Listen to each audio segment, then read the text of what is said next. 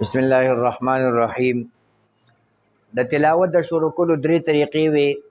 ابتدای تلاوت، ابتدای صورت، ابتدای تلاوت، درمیان صورت، ابتدای صورت، درمیان تلاوت. د هغې تفصیل مخکې بیان شو. اوس په هره طریقه کې درې څلور وجوه چلیږي. وجه وړې طریقې ته وي. د هغې نوم د عربۍ کې فصل کل، وصل کل، فصل اول وصل ثاني او وصل اول فصل ثاني. دا د څلورو وجوه اربعه ورته وي. د هغې موږ دلته نقشه جوړه کړې ده. فصل کل باندې باز کوو. دا درس نمبر 21 شو، درس نمبر 22 شو.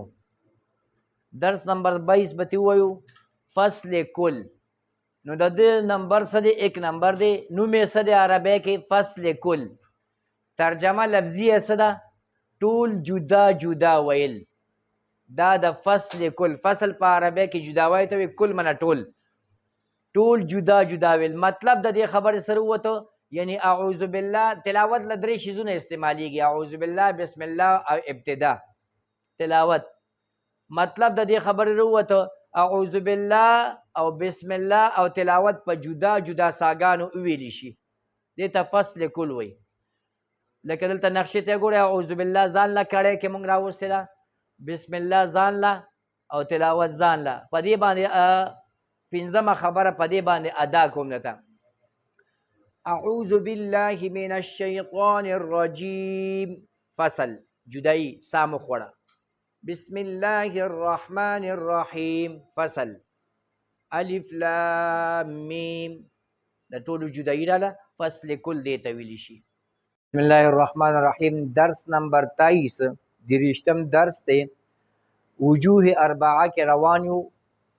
وصل کل دویم نمبر وجه وصل کل.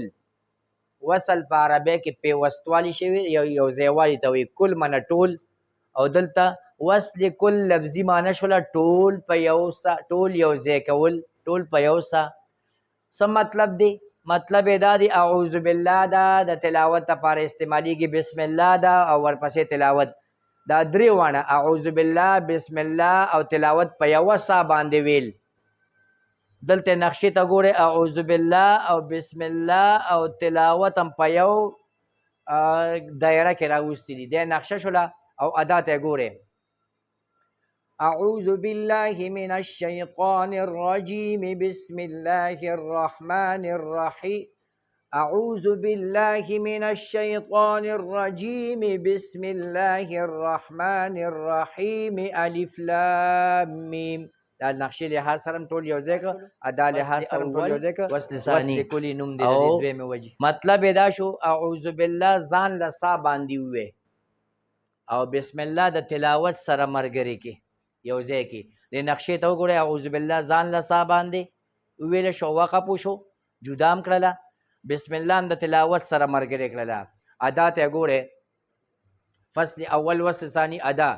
اعوذ بالله من الشیطان الرجیم. وقف. بسم الله الرحمن الرحیم الف لام میم. دا درېمه وجه.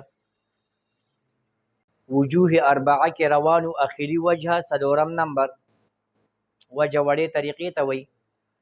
وصل اول فصل ثانی. وصل اول فصل ثانی دا په عربی کې نوم شو.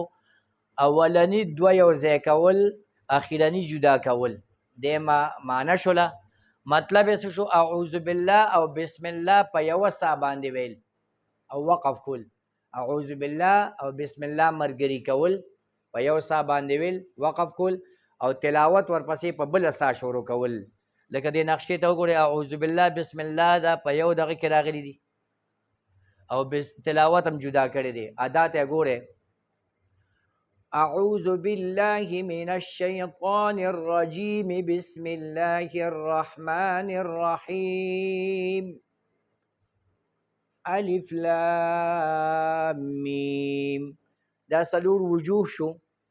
دا دا وجوه شو. دا د دې تاسو ادا مو کړه، عمله او علمان هم درته یاد شوې. دا به اوس هغه درېو طریقو کې چلو. تلاوت ته چې سړی را داخلېږي او درې طریقې وې، هغې کې به دا چلو. نو جایز او ناجایز به وروستو پېژنو.